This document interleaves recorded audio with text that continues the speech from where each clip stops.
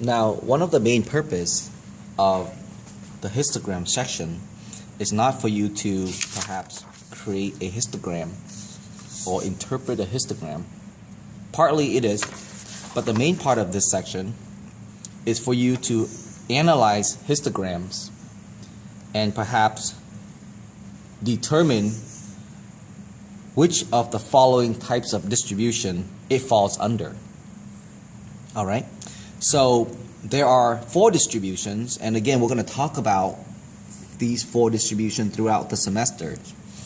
One of the main distribution is the normal distribution, and I want you to look at these 4 histograms and see which of these 4 it falls under.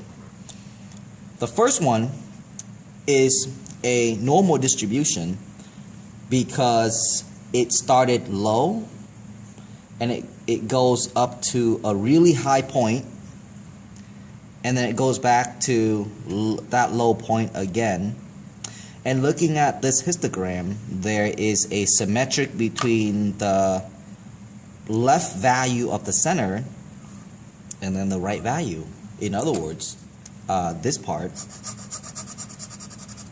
and the part that's not shaded looks identical, which means we say they're symmetric, so it is a normal distribution.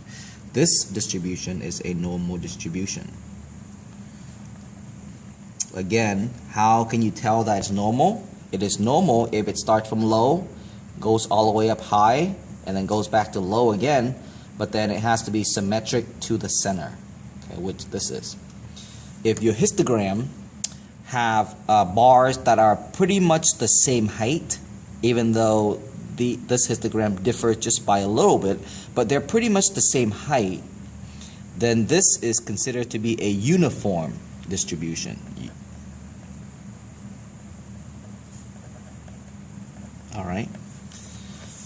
If your histogram starts at a really high value and then goes to a really small number, then we say that this distribution is skewed to the right. Okay, skewed to the right. Now, it is tempting to say that this is skewed to the left, but it is actually not. This is skewed to the right. And one of the big ways to recognize that it is skewed to the right is that it has a long right tail. We call this a long right tail. Okay? More of your data are bunched to the left, as you can see. So this is skewed to the right because it has a long right tail. Okay? And on the contrary, this is considered skewed to the left because the graph has a long left tail. More specifically, the data started with a small number regarding the frequency, and then it increases, which we consider skew to the left because it has a long left tail. So again, you need to be able to look at histogram and determine the type of distribution that it kind of falls under. And remember, there are 4 of them: normal, uniform, skew to the left, and skew to the right. We're going to be working with normal distribution throughout the semester.